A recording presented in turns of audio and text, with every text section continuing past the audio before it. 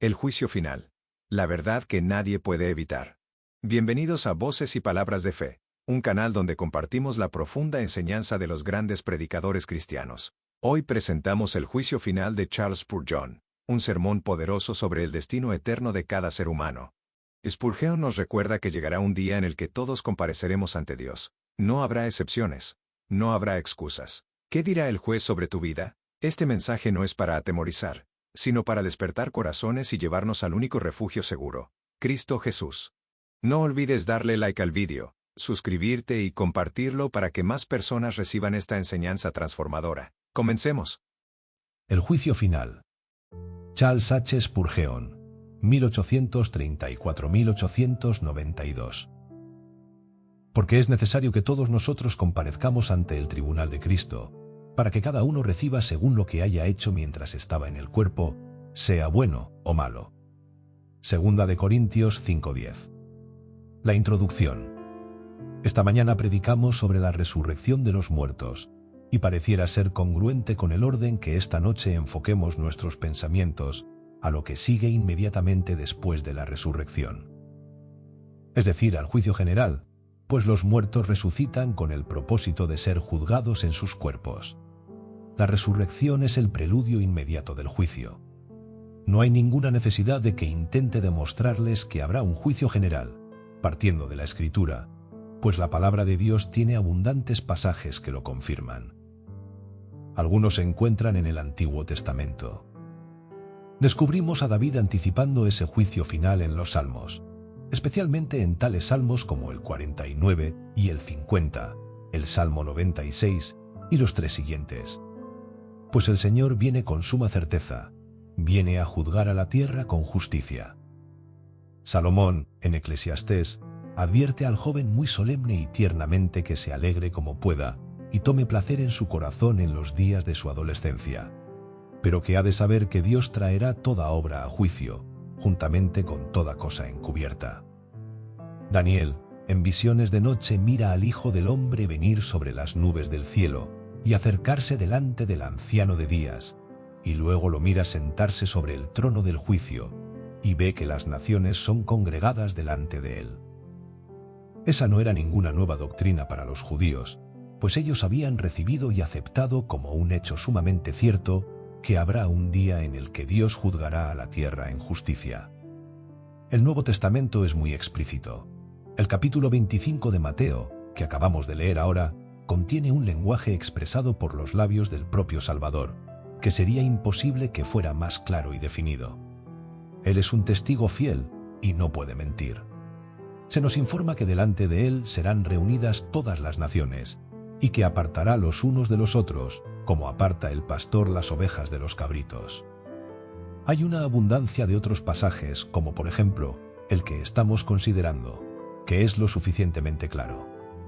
Otro pasaje que podríamos citar se encuentra en la segunda epístola a los tesalonicenses, en su primer capítulo, del versículo 7 al 10. Leámoslo. Y a vosotros que sois atribulados, daros reposo con nosotros, cuando se manifieste el Señor Jesús desde el cielo, con los ángeles de su poder, en llama de fuego, para dar retribución a los que no conocieron a Dios, ni obedecen al Evangelio de nuestro Señor Jesucristo, los cuales sufrirán pena de eterna perdición, excluidos de la presencia del Señor y de la gloria de su poder, cuando venga en aquel día para ser glorificado en sus santos y ser admirado en todos los que creyeron, por cuanto nuestro testimonio ha sido creído entre vosotros. El libro de Apocalipsis es muy gráfico en su descripción de ese último juicio general. Vayamos al capítulo 20 y a los versículos 11 y 12. El vidente de Patmos dice: Y vi un gran trono blanco, y al que estaba sentado en él, de delante del cual huyeron la tierra y el cielo, y ningún lugar se encontró para ellos. Y vi a los muertos grandes y pequeños, de pie ante Dios. Y los libros fueron abiertos, y otro libro fue abierto, el cual es el libro de la vida. Y fueron juzgados los muertos por las cosas que estaban escritas en los libros, según sus obras.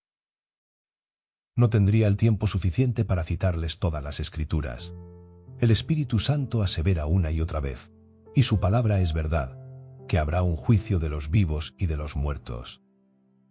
Junto a ese testimonio directo, debe recordarse que hay un argumento poderoso de que así tiene que ser necesariamente, que parte del hecho de que Dios, como gobernante de todos los hombres, es justo. Todos los gobiernos humanos practican sesiones en sus tribunales. El gobierno no podría ser ejercido sin sus días de sesión y de juicio, y en la medida en que hay evidentemente pecado e iniquidad en este mundo.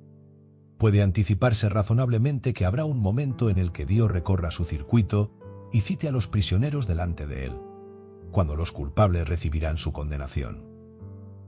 Juzguen por ustedes mismos. ¿Es este estado presente la conclusión de todas las cosas? Si así fuera, ¿qué evidencia aducirían acerca de la justicia divina, a la luz del hecho de que las mejores personas son a menudo las más pobres y las más afligidas de este mundo, mientras que los peores seres adquieren riquezas, practican la opresión y reciben el homenaje de la multitud? ¿Quiénes son aquellos que están subidos sobre las alturas de la tierra? ¿No son los grandes transgresores que por sendas de víctimas cubiertas subieron a la cumbre soberana y de la tierna compasión las puertas cerraron a la miseria humana? ¿Dónde están los siervos de Dios? Con suma frecuencia están hundidos en el sufrimiento y en la oscuridad. No se sientan como Job en medio de ceniza, sin que nadie se apiade de ellos, y son más bien objeto de muchos reproches. ¿Y dónde están los enemigos de Dios? ¿No visten muchos de ellos de púrpura y de lino fino, y hacen cada día banquete con esplendidez? Si no hubiese un más allá, entonces Epulón se lleva la mejor parte, y el hombre egoísta que no le teme a Dios es, después de todo, el más sabio de los hombres, y ha de ser encomiado más que sus semejantes.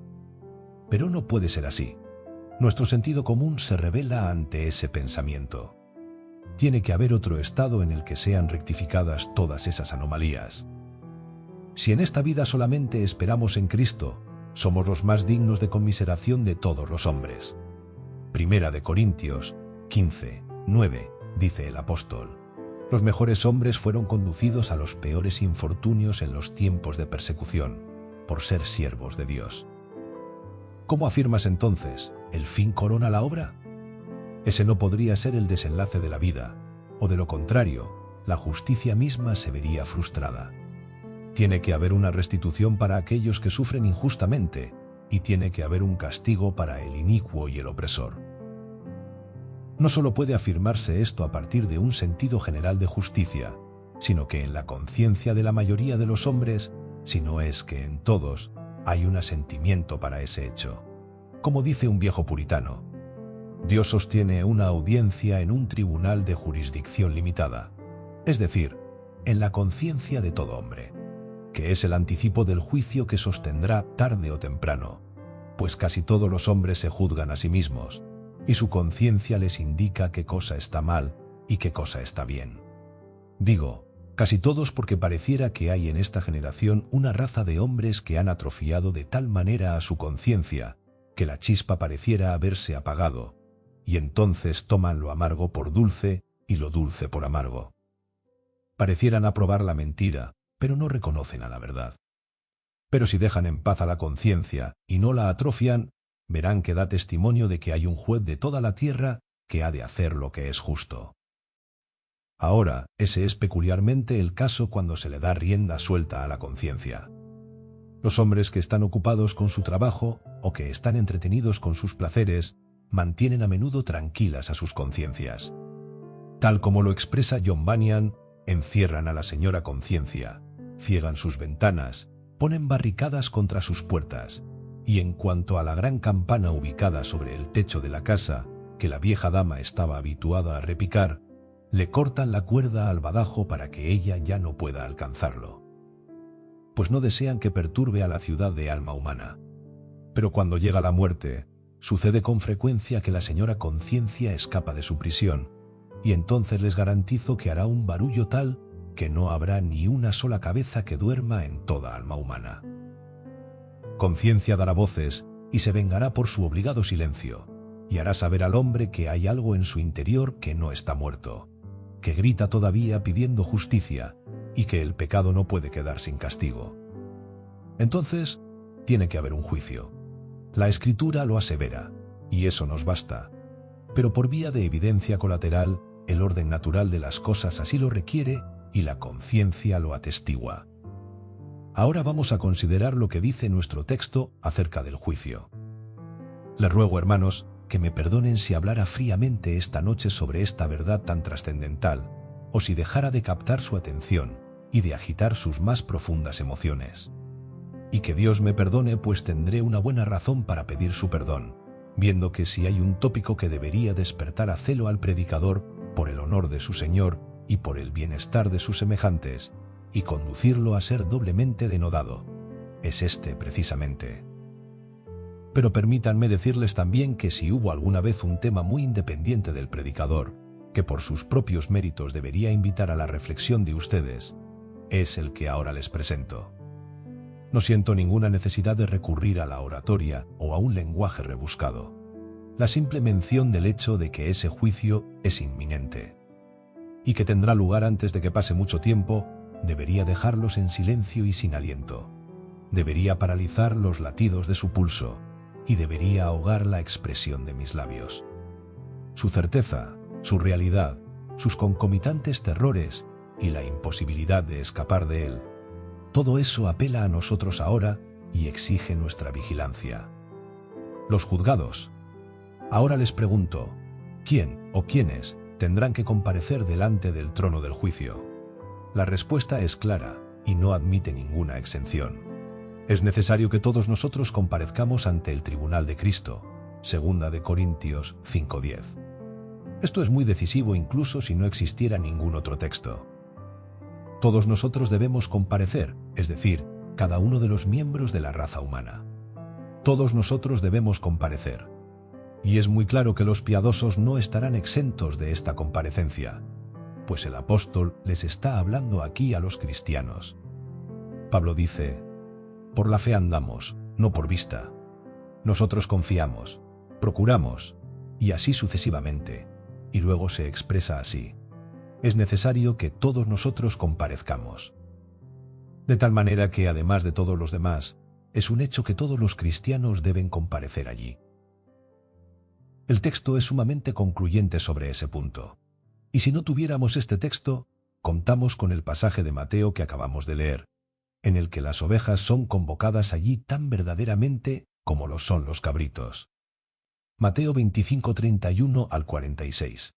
Y también con el pasaje de Apocalipsis, donde todos los muertos son juzgados de acuerdo a las cosas que están escritas en los libros. Apocalipsis 20:12. Todos ellos están allí. Y si alguien presentase esta objeción: nosotros creíamos que debido a que los pecados de los justos fueron perdonados y fueron borrados para siempre, no tendrían que presentarse a juicio nunca. Solo tenemos que recordarles, amados, que si son perdonados y borrados, como indudablemente lo son, los justos no tienen ningún motivo para temerle al juicio. Son las personas que ansían el juicio y que podrán comparecer para recibir una pública absolución de boca del grandioso juez. ¿Quién desearía entre nosotros, por decirlo así, ser introducido ilegalmente al cielo? ¿Quién desearía que los condenados del infierno le dijeran: tú no fuiste juzgado nunca? Pues de lo contrario habría sido condenado igual que lo fuimos nosotros. No, hermanos, nosotros tenemos la esperanza de que podemos enfrentar el juicio. El camino de la justicia por medio de Cristo Jesús nos permite someternos a las más tremendas pruebas que traiga incluso aquel ardiente día. No tenemos miedo de ser colocados en la balanza. Incluso deseamos aquel día cuando nuestra fe en Jesucristo será fuerte y firme, pues decimos: ¿quién es el que condenará? Podemos desafiar al día del juicio. ¿Quién es el que nos acusará de algo en aquel día o en cualquier otro día, puesto que Cristo murió y ha resucitado?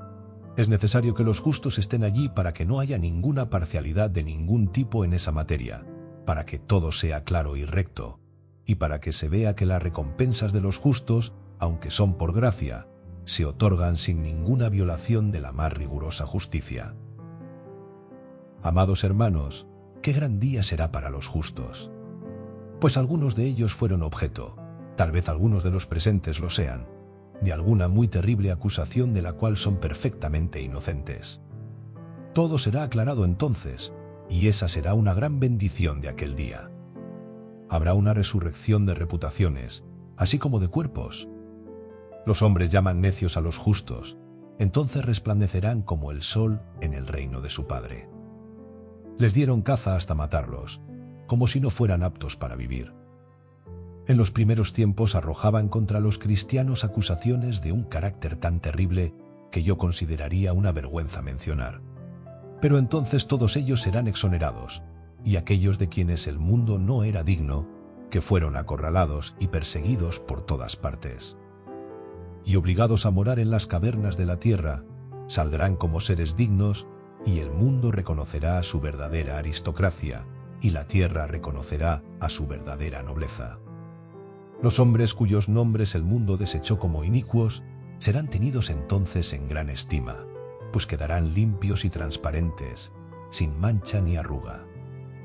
Es bueno que haya un juicio para los justos, para su exoneración, para su vindicación, y que sea público, desafiando las hostilidades y las críticas de toda la humanidad. Es necesario que todos nosotros comparezcamos. Cuán vasta asamblea será, cuán prodigiosa reunión de la raza humana entera. Cuando meditaba sobre este tema se me ocurrió preguntarme, ¿cuáles habrán de ser los pensamientos de nuestro padre Adán al comparecer allí con nuestra madre Eva y mirar a su progenie? Será la primera vez que tenga la oportunidad de ver reunidos a todos sus hijos. ¿Qué espectáculo contemplará entonces, el cual cubrirá vastas extensiones, todo el globo que habitan, suficiente no solo para poblar las llanuras de toda la tierra, sino para coronar las cimas de sus montes y cubrir incluso las olas del mar? Tan incontable habrá de ser la raza humana, cuando todas las generaciones que han vivido jamás, o que vivirán jamás, resuciten a la vez. ¡Oh, qué espectáculo será! ¿No es demasiado maravilloso para que lo esboce nuestra imaginación? Sin embargo, es muy cierto que la asamblea será convocada y que el espectáculo será contemplado. Cada uno de los seres antediluvianos, cada uno de los seres de los días de los patriarcas, de los tiempos de David, del reino de Babilonia, todas las legiones de Asiria, todas las huestes de Persia, todas las falanges de Grecia, todos los vastos ejércitos y las legiones de Roma, los bárbaros, los escitas, los esclavos, los libres, hombres de todo color y de toda lengua, estarán presentes en aquel gran día delante del tribunal de Cristo. Allá vienen los reyes que no son más grandes que los hombres a quienes llaman sus vasallos. Allá vienen los príncipes que se han quitado sus diademas, pues deben comparecer como seres humanos comunes. Acá vienen los jueces para ser ellos mismos juzgados, y también los abogados y los legistas, que ahora necesitan un defensor para su propio caso. Aquí vienen aquellos que se consideraban demasiado buenos y que acaparaban toda la calle para sí. Allí están los fariseos, recibiendo los empellones de los publicanos a sus costados y reducidos al mismo nivel natural que ellos. Observen a los campesinos que se levantan del suelo. Vean a las purulantes miríadas que vienen para comparecer desde las afueras de las grandes ciudades, incontables huestes que ni Alejandro ni Napoleón contemplaron jamás. Vean cómo el siervo es tan grande como su señor. Ahora se proclama libertad, igualdad, fraternidad. Ni los reyes, ni los príncipes, ni los nobles pueden refugiarse detrás de su orden, ni afirmar algún privilegio o reclamar alguna inmunidad. Iguales sobre un nivel común, comparecen todos juntos para ser juzgados por el último y terrible tribunal. Vendrán los malvados de todo tipo. El altivo faraón estará allí, Sennacherib, el arrogante, Herodes, que hubiera querido aniquilar a los infantes, Judas, que traicionó a su maestro, Demas, que le vendió por oro, y Pilato, que gustosamente se habría querido lavar las manos en inocencia. La larga lista de los infalibles, la sucesión completa de los papas, vendrá para recibir su condenación de manos del Todopoderoso, y también los sacerdotes que pisotearon los cuellos de las naciones, y los tiranos que usaron a los sacerdotes como sus instrumentos. Todos ellos vendrán para recibir las descargas de los rayos de Dios que tan ricamente merecen. ¡Oh, qué escena será esa! Estos grupitos, que nos parecen muy imponentes cuando se congregan bajo este techo, se encogen y se vuelven como una gota dentro de una cubeta, comparados con el océano de vida que se henchirá en torno al trono en el día del último gran juicio. Todos ellos estarán allí. Ahora, el pensamiento más importante para mí vinculado con esto es que yo estaré allí. Para ustedes jóvenes es que ustedes estarán allí. Para ustedes, personas de avanzada edad de todo tipo, es que cada uno de ustedes, en propia persona, estará allí. ¿Eres rico? Tendrás que despojarte de tu hermoso vestido. ¿Eres pobre? Tus harapos no te eximirán de asistir a esa corte. Nadie dirá, yo soy demasiado oscuro, pues deberás salir de tu escondite. Nadie dirá, yo soy demasiado público, pues tendrás que bajar de ese pedestal. Todo el mundo debe estar allí. Noten la palabra, nosotros. Es necesario que todos nosotros comparezcamos. Noten adicionalmente la palabra, comparezcamos. Es necesario que todos nosotros comparezcamos. No será posible ningún disfraz. No pueden presentarse allí con el disfraz de una profesión o con el atuendo de las ropas de Estado, sino que deben comparecer. Debemos ser vistos claramente. Debemos ser exhibidos. Debemos ser revelados. Todos serán despojados de sus vestidos y su espíritu será juzgado por Dios, no según las apariencias, sino de acuerdo con lo íntimo del corazón.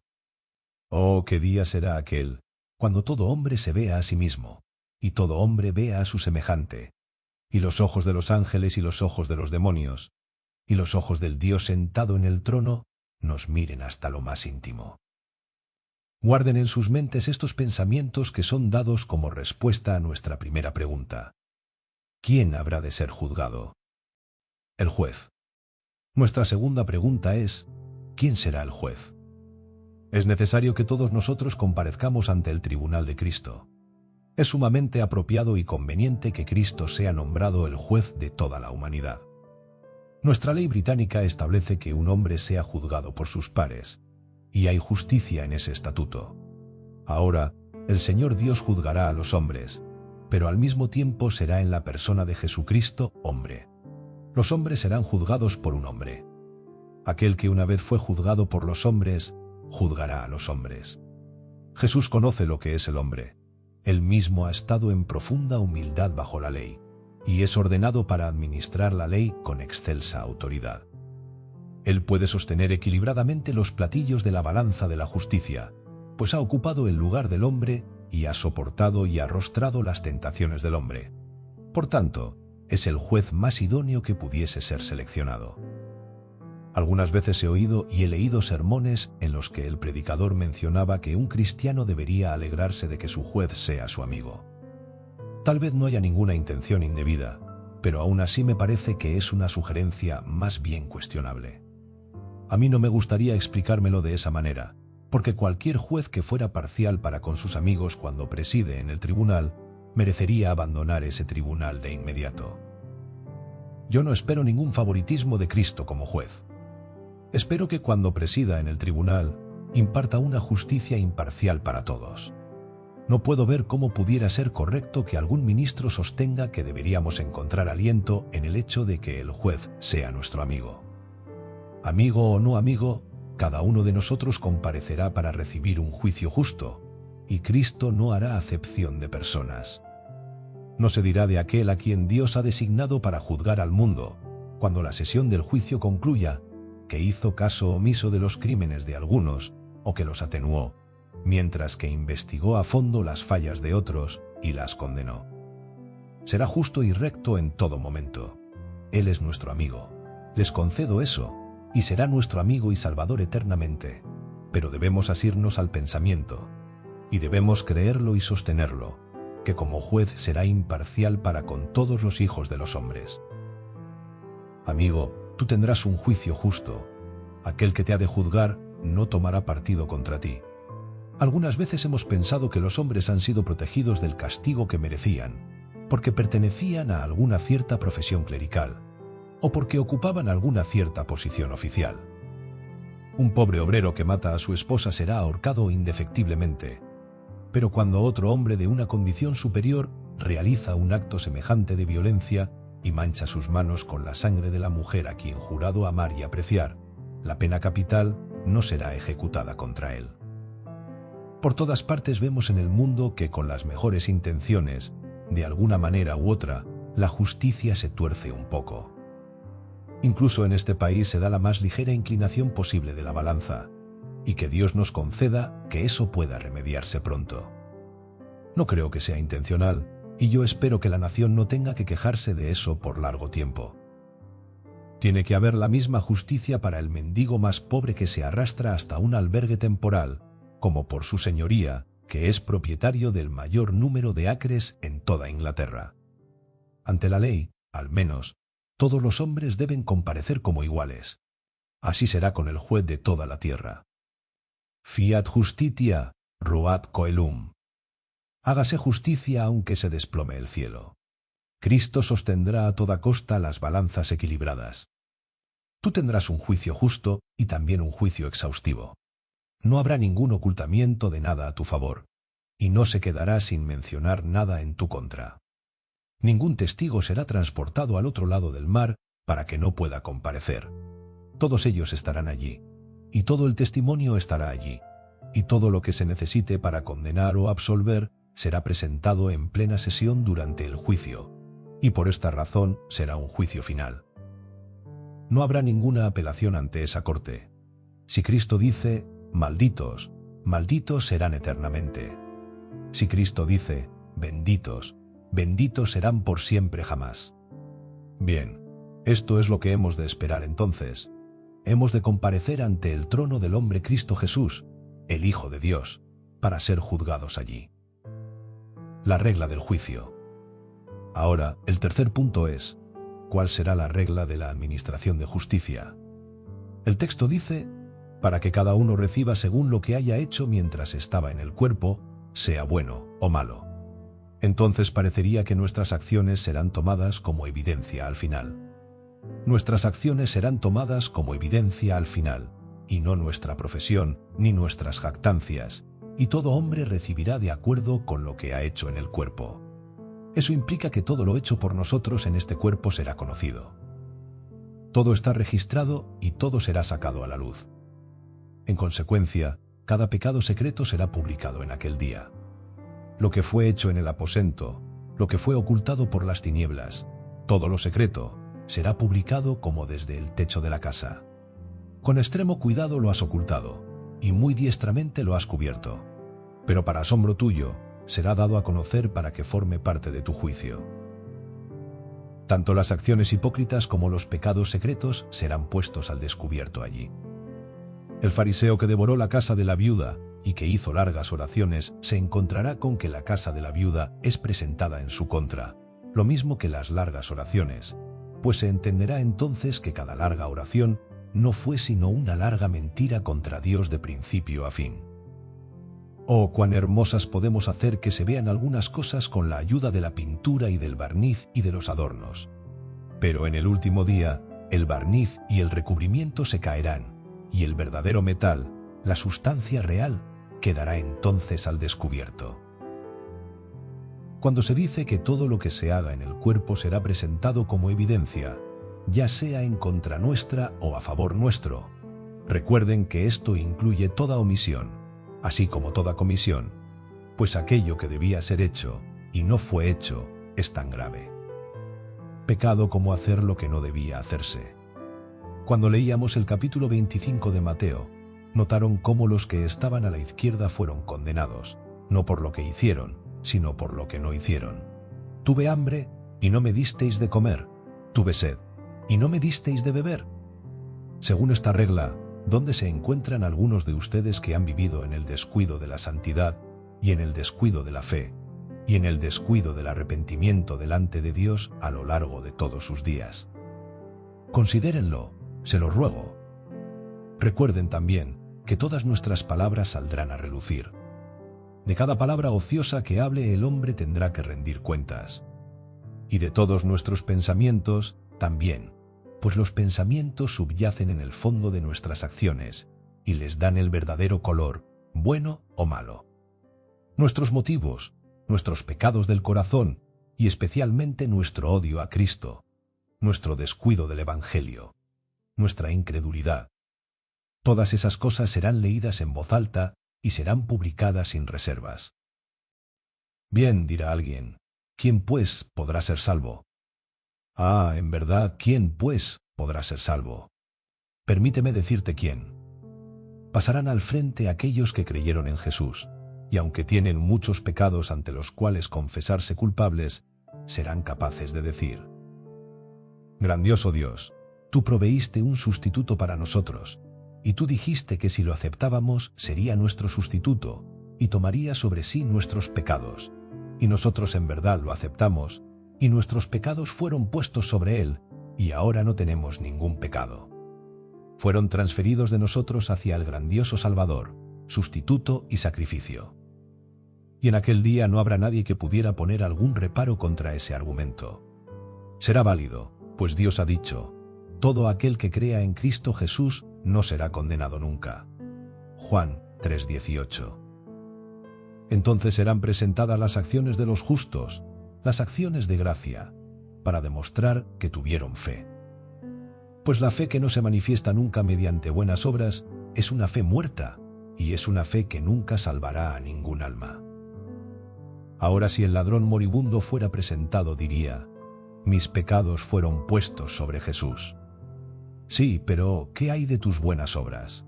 Tú debes tener alguna evidencia de tu fe, podría replicar Satanás. Entonces el ángel registrador diría: el ladrón moribundo le dijo a su compañero ladrón que estaba muriendo con él: ¿por qué razón maldices? En sus últimos momentos hizo lo que pudo. Censuró al ladrón que moría con él e hizo una buena confesión de su Señor. Allí tenemos la evidencia de la sinceridad de su fe. Amado oyente, ¿habrá alguna evidencia de la sinceridad de tu fe? Si tu fe no tuviera ninguna evidencia delante del Señor, ¿qué harás? Supón que pensaste que tenías una fe, pero continuaste bebiendo. Supón que hiciste lo que yo sé que han hecho algunos aquí, que fuiste directo de aquí a la cantina. O suponte que te uniste a la iglesia cristiana, pero seguiste siendo un borracho. Sí, y hay mujeres que han hecho eso igual que también hombres. Supón que profesaste tener fe en Cristo, y sin embargo, hiciste trampa con tus pesas y medidas y en tus tratos rutinarios. ¿Piensas que Dios no requerirá estas cosas de tus manos? Oh, señores, si no fueran mejores que otros hombres en su conducta, entonces no son mejores que otros hombres en su carácter, y no estarán mejor que otros hombres en el día del juicio. Si sus acciones no fueran superiores a las de ellos, pueden profesar lo que quieran acerca de su fe, pero están engañados, y como engañadores serán descubiertos en el último gran día. Si la gracia no nos hace diferir de otros hombres, no se trata de la gracia que Dios da a sus elegidos. Aunque nosotros no somos perfectos, todos los santos de Dios mantienen sus ojos fijos en la gran norma de perfección, y con un fuerte deseo procuran caminar como es digno de su supremo llamamiento de Dios, y realizar obras que demuestren que aman a Dios. Y si no tenemos esas señales que se dan con la fe, o si no son introducidas como evidencia para nosotros, en el último gran día no seremos capaces de demostrar nuestra fe. Oh, ustedes que no tienen ninguna fe en Cristo, ninguna fe en Jesús, el sustituto. Esa terrible negativa, esa traicionera incredulidad suya, será un pecado condenatorio contra ustedes. Será una prueba contundente de que odiaron a Dios, pues un hombre que desprecia los consejos de Dios, que no presta atención a su reproche, que escarnece su gracia y que reta la venganza de aquel que le señala la vía de escape y el sendero que conduce a la vida, es alguien que debe odiar a Dios. El que no quiere ser salvado por la misericordia de Dios demuestra que odia al Dios de la misericordia. Si Dios entrega a su propio Hijo a la muerte y los hombres no quieren confiar en su Hijo, si no quieren tenerlo como su Salvador, ese único pecado, aunque no tuvieran ningún otro, demostraría de inmediato que son enemigos de Dios y que tienen un corazón negro. Pero si tu fe está en Jesús, si amas a Jesús, si tu corazón está con Jesús, si tu vida es influenciada por Jesús, si tú lo conviertes en tu ejemplo, así como también en tu Salvador, habrá evidencia a tu favor, aunque tú no puedas verla. Pues noten estas agraciadas cosas. cuando la evidencia fue presentada y Cristo dijo: «Tuve hambre y me disteis de comer. Tuve sed y me disteis de beber». Ellos dijeron: «Oh Señor, nunca nos dimos cuenta de eso». Si alguien se pusiera de pie aquí y dijera: «Yo cuento con una abundante evidencia para demostrar mi fe», yo le replicaría: «Cállate la boca, amigo. Cállate la boca. Me temo que no tienes fe del todo, pues de lo contrario no estarías hablando acerca de tu evidencia». Pero si dices: «Oh, yo me temo que no tengo la evidencia que me pondrá en una buena posición al final», pero si a la vez has estado alimentando a los hambrientos todo el tiempo, y vistiendo a los desnudos, y haciendo todo lo que puedes por Cristo, yo te diría que no tengas miedo.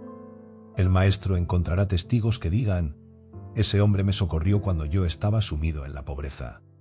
Él sabía que yo era uno de los de Cristo, y vino y me ayudó». Y otro vendrá y dirá: «Tal vez sea un ángel quien lo diga. Lo vi cuando estaba solo en su aposento, y lo oí orar por sus enemigos». Y el Señor dirá: «Leí en su corazón cuando contemplé cómo aguantó el reproche, y la calumnia, y la persecución, y se quedaba sin responder por mi causa. Él hizo todo eso como evidencia de que mi gracia estaba en su corazón». Tú no tendrás que poner los testigos. El juez los llamará, pues él sabe todo acerca de tu caso. Y conforme llame a los testigos, tú te sorprenderás al descubrir cómo incluso los impíos se verán obligados a consentir en la justa salvación de los justos. Oh, los actos secretos y la verdadera sinceridad del corazón de los justos, cuando sean manifestados así, ¿cómo provocarán que los diablos se muerdan su lengua llenos de ira al pensar que hubo tanta gracia dada a los hijos de los hombres para derrotar a la persecución, vencer a la tentación y seguir en obediencia al Señor? Oh, sí, las obras de los hombres, y no su habladuría, ni su profesión, ni su plática, sino sus obras, aunque nadie será salvado por los méritos de sus obras. Sus obras serán la evidencia de su gracia, o sus obras serán la evidencia de su incredulidad. Y así, por sus obras se sostendrán delante del Señor, o por sus obras serán condenados, como evidencia y nada más. El propósito del juicio. El último punto es ahora: ¿cuál es el propósito de ese juicio? Se impartirá una sentencia absolutoria o condenatoria, y después todo habrá concluido. Lejos de eso, el juicio es con miras al más allá, para que cada uno reciba según lo que haya hecho mientras estaba en el cuerpo. El Señor concederá a su pueblo una abundante recompensa por todo lo que han hecho. No es que merezcan ninguna recompensa, sino que primero Dios les dio gracia para hacer buenas obras, y luego tomó sus buenas obras como evidencia de un corazón renovado, y después les dio una recompensa por lo que hicieron. Oh, qué bienaventuranza será oír que se te diga: «Bien, buen siervo y fiel». Mateo 25:23. A ti que has trabajado para Cristo cuando nadie lo sabía. Descubrir que Cristo te tomó todo en cuenta. A ti que serviste al Señor a pesar de ser tergiversado. Descubrir que el Señor Jesús apartó el tamo del trigo sabiendo que tú eras alguien precioso para Él. Oh, qué bienaventuranza será para ti que entonces Él te diga: «Entra en el gozo de tu Señor». Pero para los impíos será muy terrible. Ellos han de recibir las cosas que han hecho, es decir, el castigo debido, aunque no todos de igual manera, sino el mayor pecador recibirá mayor condenación. Para el hombre que pecó contra la luz habrá una mayor condenación que para el hombre que no tuvo la misma luz. Sodoma y Gomorra tendrán su lugar, Tiro y Sidón tendrán su lugar, y luego Capernaum y Betsaida tendrán su lugar de más intolerable tormento, porque tenían el Evangelio y lo rechazaron, según nos informa nuestro propio Señor. Y el castigo no solo será aplicado en proporción a la transgresión en sí misma, sino que se acrecentará con las inicuas consecuencias generadas por los inicuos actos realizados, ya que cada hombre habrá de comer el fruto de sus propios caminos. El pecado, según el orden natural, madura en aflicción. Esto no es un ciego destino, sino que es la operación de una ley divina, sabia e invariable. Oh, cuán terrible será para el hombre malicioso tener que roer eternamente su propio corazón envidioso y descubrir que su malicia se le revierte tal como los pájaros vienen a casa para anidar y ulular para siempre en su propia alma. Cuán terrible será para el hombre lascivo sentir la lascivia ardiendo en cada vena, aunque nunca puede gratificarla. Cuán terrible será para el borracho tener una sed que ni siquiera una gota de agua puede apaciguar, y para el glotón que hacía cada día banquete con esplendidez, estar hambriento perpetuamente. Cuán terrible será para el alma que ha sido iracunda. Ser iracunda para siempre, con el fuego de la ira ardiendo eternamente como un volcán en su alma. Y para el rebelde contra Dios, ser sempiternamente un rebelde y maldecir a Dios a quien no puede tocar y descubrir que sus maldiciones se revierten sobre él. No hay peor castigo para un hombre con una disposición pecaminosa que gratificar sus lascivias, saciar sus perversas propensiones y multiplicar y engordar sus vicios. Dejen que los hombres se desarrollen y sean lo que quisieran ser, y luego vean en qué se convierten. Supriman a los policías en algunas partes de Londres, y denles a las gentes dinero en abundancia, y déjenlas hacer lo que quieran. Entonces se enterarían de que el sábado pasado hubo media docena de cráneos fracturados, y que las esposas y los hijos estuvieron involucrados en una reyerta general. Mantengan juntas a esas personas. Dejen que su vigor continúe sin ningún menoscabo por la edad o por la corrupción, mientras sigan desarrollando su carácter. Vamos, serían peores que una manada de tigres. Si dan paso a su ira y a su enojo, sin nada que controle sus pasiones, si dejan que personas tacañas y avaras continúen por siempre con su avaricia, eso ya las hace miserables aquí. Pero si esas cosas fuesen disfrutadas para siempre, ¿qué peor infierno querrían? Oh, el pecado es el infierno y la santidad es el cielo. Los hombres recibirán según lo que hayan hecho mientras estaban en el cuerpo. Si Dios ha hecho que lo amen, continuarán amándolo. Si Dios ha hecho que confíen en Él, continuarán confiando en Él. Si Dios ha hecho que sean semejantes a Cristo, continuarán siendo semejantes a Cristo y recibirán como recompensa lo que hayan hecho mientras estaban en el cuerpo. Pero si un hombre ha vivido en pecado, el que es inmundo sea inmundo todavía. Apocalipsis 22:11. Y el que ha sido incrédulo sea incrédulo todavía. Este entonces será el gusano que nunca muere, y el fuego que no se apaga nunca, a todo lo cual será agregada la ira de Dios por los siglos de los siglos. Oh, que cada uno de nosotros reciba la gracia para huir a Cristo. Allí está nuestra única seguridad. La fe simple en Jesús es la base para el carácter que será la evidencia al final de que tú eres elegido de Dios. Una simple creencia en el mérito del Señor Jesús, obrada por el Espíritu Santo en nosotros, es el cimiento de roca sobre el cual será edificado, por las mismas manos divinas, el carácter que evidenciará que el reino fue preparado para nosotros desde antes de la fundación del mundo. Que Dios obre en nosotros un carácter así, por Cristo nuestro Señor. Amén. Contenido. Sermón predicado la noche del domingo 25 de agosto de 1872, por Charles Haddon Spurgeon, en el Tabernáculo Metropolitano, Newington, Londres.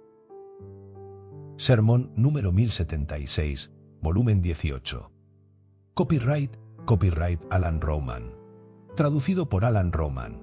Usado con permiso www.spurgeon.com.mx.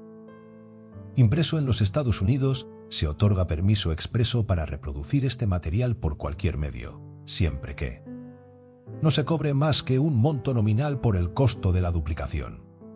Se incluya esta nota de copyright y todo el texto que aparece en esta página. A menos que se indique de otra manera, las citas bíblicas fueron tomadas de la Santa Biblia, Reina Valera, 1960. Publicado originalmente en inglés bajo el título The Great Assize, The Great Judgment. En los Estados Unidos y en Canadá, para recibir ejemplares adicionales de este folleto u otros materiales cristocéntricos, por favor, póngase en contacto con Chapel Library, 2603 West Wright Street, Pensacola, Florida 32505 USA. Teléfono 850-438-6666. Fax 850-438-0227. chapel@moncion.org. www.chapellibrary.org. En otros países, por favor contacte a uno de nuestros distribuidores internacionales listado en nuestro sitio de internet o baje nuestro material desde cualquier parte del mundo sin cargo alguno. www.chapellibrary.org/Spanish